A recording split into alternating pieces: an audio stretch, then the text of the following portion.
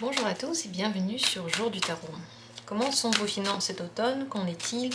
Comment faire pour que les finances aillent bien? Et qu'est-ce qu'il faudrait éviter de faire si on veut que ça se passe bien? Vous pourrez choisir dans un instant l'une des cartes, librement, comme ça vous vient. Et si vous avez des idées ou des questions par rapport à un projet que vous avez financier, vous pouvez simplement les poser dans votre esprit et regarder ce que les cartes vont vous dire aussi par rapport à ce projet. Qu'en est-il de vos finances cet automne? Premier tirage, deuxième tirage, troisième tirage. Bien entendu, comme toutes les vidéos de cette chaîne, ce tirage-là aussi est intemporel, donc le moment où vous avez décidé de le regarder, là où il vous a attiré, eh bien c'est le moment pour vous de le regarder, c'est là que vous aurez des réponses pour le présent. Choisissez l'une des cartes.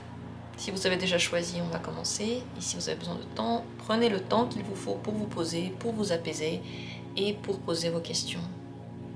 Si vous avez choisi la première carte, vos finances cet automne, le roi d'épée est ressorti. Vous les surveillez, vous les contrôlez et elles sont assez contrôlables. Donc, il n'y a pas vraiment d'explosion que vous n'arrivez pas à percevoir, il n'y a pas de situation critique que vous ne pouvez pas gérer. Le roi d'épée, ce n'est pas vraiment l'expansion, ce n'est pas vraiment dépenser comme on veut. Il y a de la surveillance, on fait attention et on réfléchit beaucoup. Voilà comment ça se passe. Mais en grand ensemble, il n'y a pas de problème, vous arrivez très très bien à gérer tout.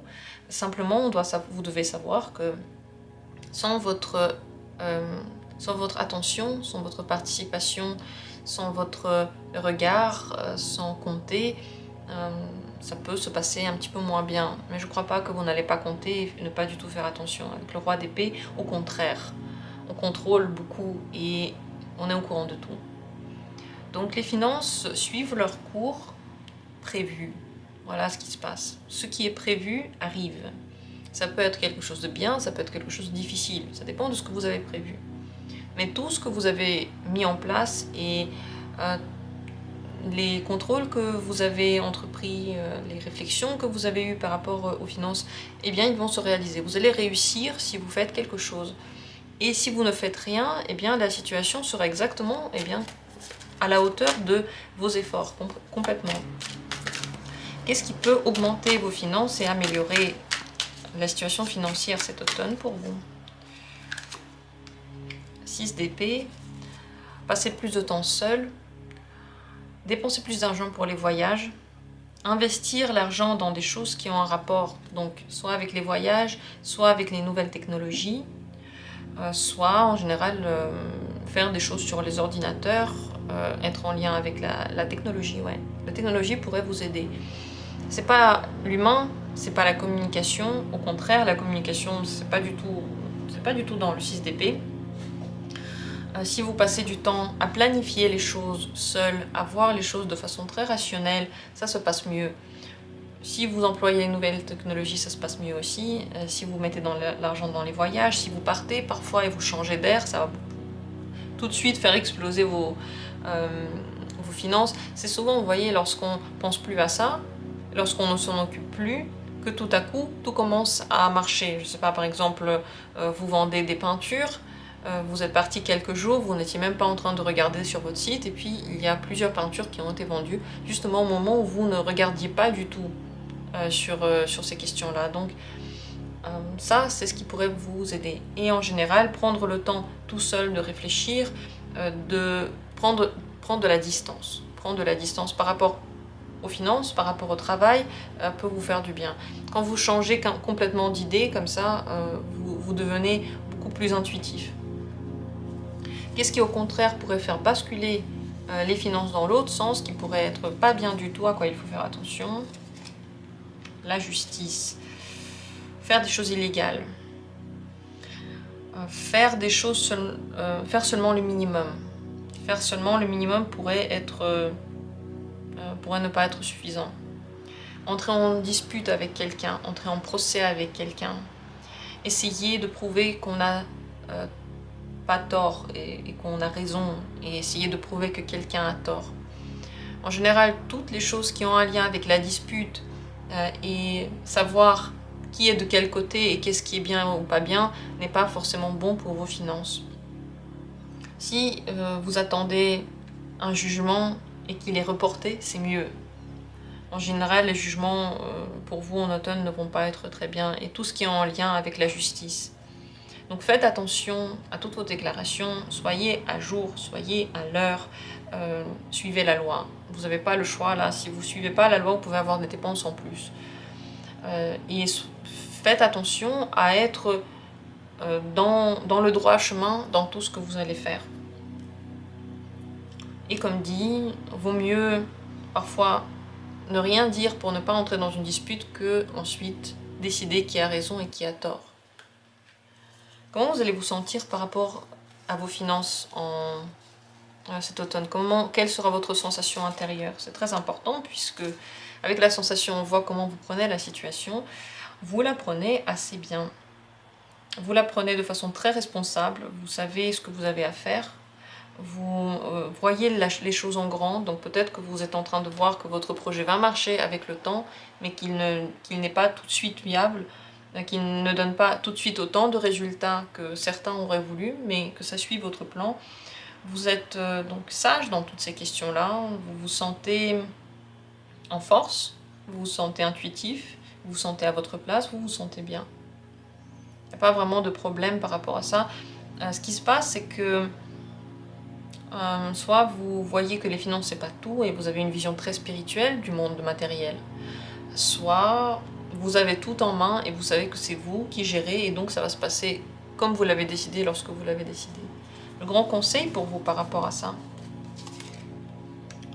c'est de ne pas être déçu si quelque chose n'est pas autant à la hauteur que vous auriez pensé, parce que la situation va changer, rien n'est éternel, rien ne dure longtemps d'ailleurs, tout est changeant. Donc ne soyez pas déçus de vous, ne vous critiquez pas si quelque chose n'est pas parfait, parce que vous pouvez être très perfectionniste en cette période. Et si le perfectionnisme vous pousse à vous améliorer, c'est ok, mais s'il vous pousse à vous critiquer et donc à déprimer par rapport à quelque chose, et donc être moins productif, c'est tout de suite moins bien.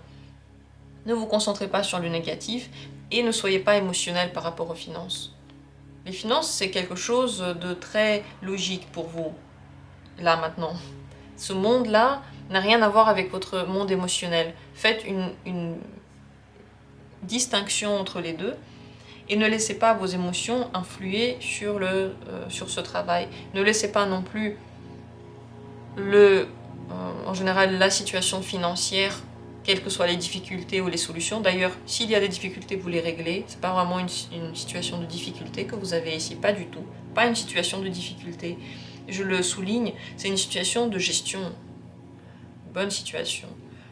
C'est plutôt une bonne situation qu'une mauvaise ici. Simplement il faut être raisonnable, voilà ce qui va se passer. Et il ne faut pas que cette situation financière ait une quelconque influence sur votre monde émotionnel, c'est deux choses très différentes. Voilà ce qu'il en est. Vous n'avez pas à vous inquiéter, le roi d'épée ne veut pas dire qu'il y a des soucis, il veut simplement dire ce que j'ai dit. On est rationnel, on sait que on ne peut pas tout avoir, c'est vrai, ici on ne peut pas tout avoir, mais on peut avoir ce que l'on a prévu. Voilà pour vous la situation cet automne. Merci d'avoir été là et d'avoir pris part à ce tirage. Continuons avec la deuxième possibilité, votre situation financière cet automne. Le roi de coupe, elle est très bonne. Elle est très satisfaisante, elle est heureuse, vous êtes heureux. Je vais encore demander comment vous vous sentez par rapport aux finances, mais on dirait que ça se passe très bien. Avec le roi de coupe, il n'y a pas de problème. Tout se passe bien. Vous avez assez, vous avez quand il le faut.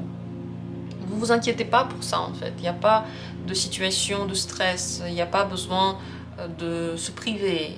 Vous avez ce dont vous avez besoin quand vous en avez besoin. Et vraiment en nombre suffisant. Qu'est-ce qui peut augmenter les finances et améliorer la situation financière ?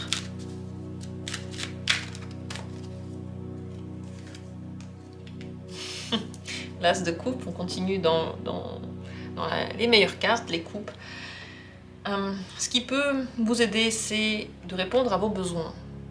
Tous les besoins émotionnels. Donc, si vous avez besoin de voir des gens, voyez des gens. Si vous avez besoin de faire des choses en lien avec l'amour, regardez des films avec l'amour, aimez, soyez en relation, regardez les gens autour de vous, ne vous fermez pas, ouvrez-vous. En général, ce qui pourrait vous aider, c'est ressentir beaucoup d'émotions différentes. Que ce soit à travers des films, à travers des voyages, à travers des discussions. Votre monde financier a un lien direct avec comment vous vous sentez. Donc mieux vous vous sentez, mieux est ce domaine de votre vie. N'ayez pas peur, faites confiance, vraiment faites confiance. Regardez les événements autour de vous comme des bénédictions, comme si vous étiez toujours protégé et tout se passera bien. Franchement, de très très très bonnes cartes. Alors qu'est-ce qui pourrait éventuellement dégrader cette situation? À quoi il faudrait faire attention? Qu'est-ce qu'il ne faudrait pas faire donc? Se surmener, se surfatiguer, oublier son état au profit de quelque chose, une activité ou une personne ou un je dois. Évitez de oublier votre santé, vraiment écoutez-vous, c'est ça l'as de coupe, on écoute tout le temps comment on se sent. Si au contraire vous vous fatiguez trop, vous vous malmenez, vous vous critiquez, vous vous concentrez 100% sur ce monde financier et vous ne pensez à rien d'autre et donc vous en avez la tête pleine, tout ça c'est rédhibitoire, très mauvaise idée pour votre monde financier. Également, faites attention, regardez votre santé en fait, ne laissez pas le travail être plus important que votre état de santé. Si vous avez des choses en lien avec la santé, tout de suite traitez-les, tout de suite prenez des jours, tout de suite mettez-vous en premier plan. C'est ça qui se passe. Si vous mettez en premier plan, votre vie financière, elle suit, il n'y a pas de problème, vous avez assez d'argent. Si au contraire vous faites trop, vous en avez moins. Et oui, ça arrive aussi, vous c'est comme ça cet automne. Comment vous vous sentez par rapport à votre situation financière cet automne? Comment est votre ressenti? Très bien. L'empereur, il est sur son trône, il gère, il commande, il est responsable et tout marche. Avec l'empereur, on sent que tout ce qui se passe est de notre propre réussite. Et quand ça se passe bien, notre réussite nous donne une bonne fierté, un respect de soi, le contentement, la satisfaction d'être là. Donc ça se passe vraiment très bien, vous vous sentez super bien. C'est sûr que oui, vous êtes concentré, il n'y a pas que du plaisir dedans, il y a aussi le travail. Vous sentez que votre travail donne quelque chose. Ça ne veut pas dire que vous ne faites rien, ça veut dire simplement que vous vous écoutez. Vous le faites à un niveau suffisant, pas trop. Quand on fait trop, c'est pas bien non plus. Vous voyez, parfois il faut faire moins pour que le résultat soit parfait. Donc vous vous sentez super bien, franchement c'est un bon moment pour vous au niveau des finances. Peut-être un dernier conseil. Dernier conseil pour vous par rapport à tout ça. Profitez.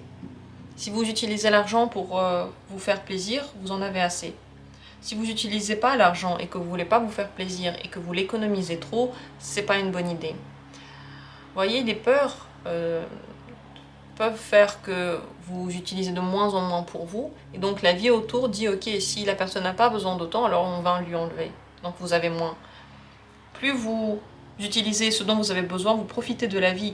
En fait, c'est ça, le neuf de coupe, il profite de tout ce dont il a besoin. Il mange bien, il a un bon matelas, il va en voyage quand il a envie, il donne de l'argent aux pauvres quand ils en ont besoin parce qu'il voit qu'il en a assez. S'il a envie, il sort. S'il n'a pas envie, il reste à la maison, il regarde sa télé de bonne qualité. C'est tous les bienfaits que l'on a et puis on les utilise. On croque la vie à pleines dents. Voilà le conseil pour vous. Très très bon moment, il n'y a vraiment pas de quoi vous en faire. Simplement, arrêtez de vous inquiéter, ne vous surmenez pas et rendez-vous l'énergie que vous mettez dans votre travail. Avec des activités agréables, avec les émotions agréables, avec des achats par exemple que vous avez envie de faire, avec les voyages que vous avez envie de faire, avec des cadeaux que vous avez envie de faire aux autres, ça aussi peut beaucoup vous remplir. Quand vous voyez ce domaine de votre vie du côté des émotions, donc vous faites les choses comme vous avez envie, ça se passe bien. Et vous les faites aussi parce que vous avez envie. Et du coup, avec cet argent aussi, vous pouvez faire ce que vous avez envie. Franchement, très très bon tirage. Je suis ravie pour vous. Ça va bien se passer. Je vous souhaite de bien en profiter et de vous donner tout le bonheur que vous méritez maintenant. N'ayez pas peur. Arrêtez de penser qu'il y a quelque chose qui est caché quelque part. On continue avec la troisième possibilité. Qu'en est-il de votre domaine financier cet automne? Le 10 de bâton. Le 10 de bâton n'est pas une carte facile, c'est une carte de trop-plein et de trop-plein qui n'est pas agréable. Ça veut dire que vous stressez beaucoup, vous faites énormément pour le domaine financier, peut-être à tort. Vous pouvez vous sentir oppressé par cette question. Ça se passe pas très bien. Ça se passe pas très bien. Quel est le problème?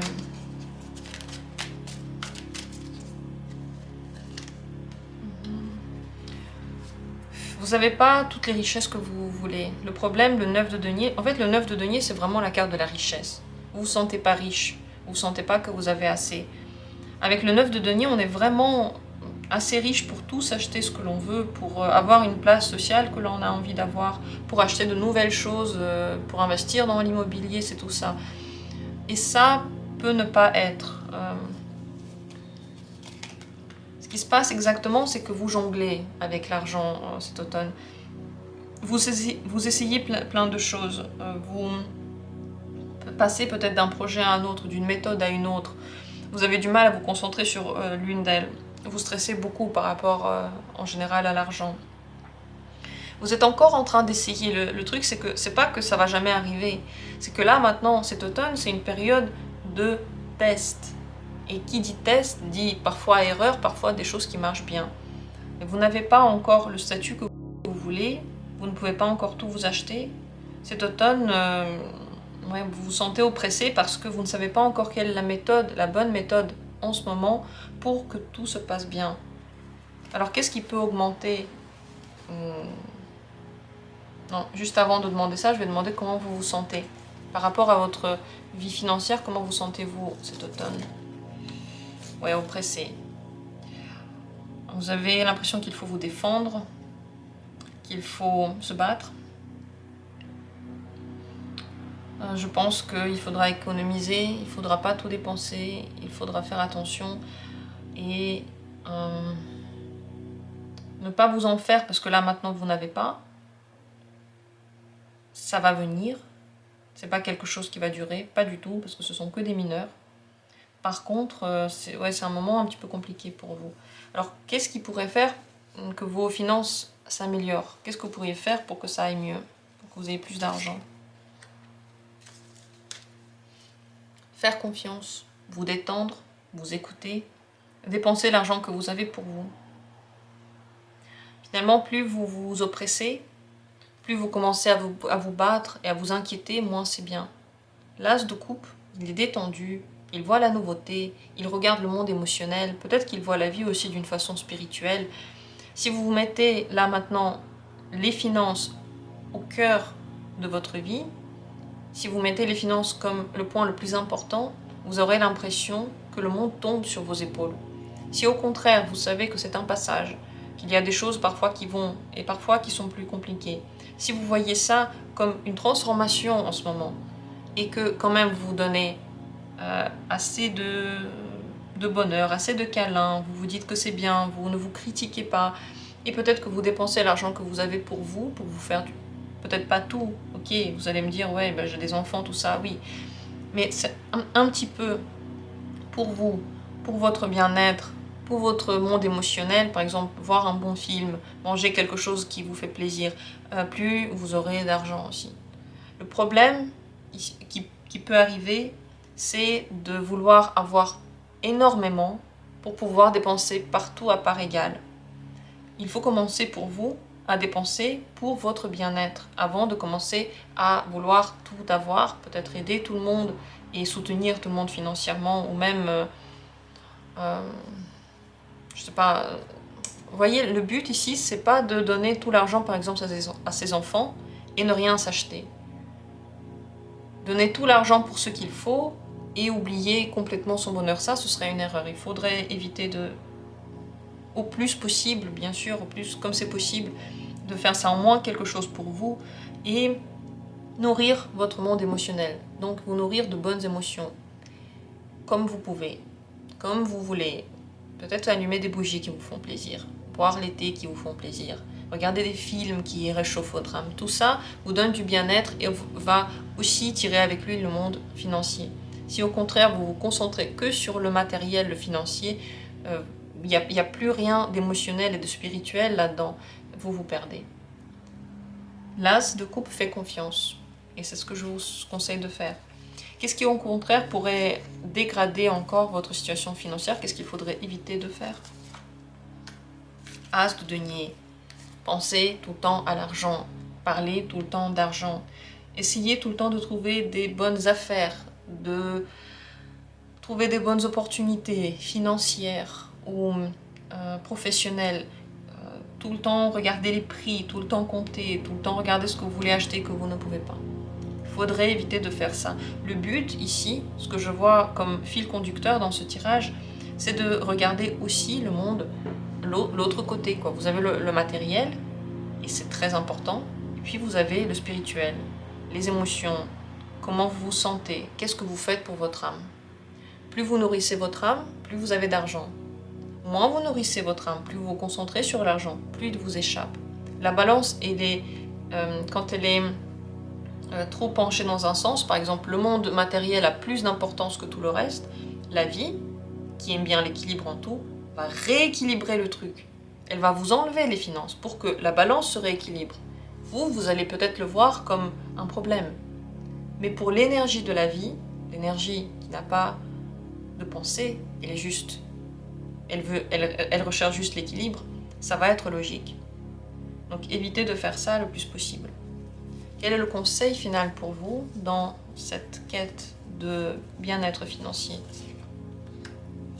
Félicitez-vous, sachez que ça va bien se passer avec le temps et que tout ce que vous faites, ça apporte des fruits. Tout ce que vous faites pour vous, toute l'énergie que vous vous donnez, elle va ensuite ressortir de vous en double.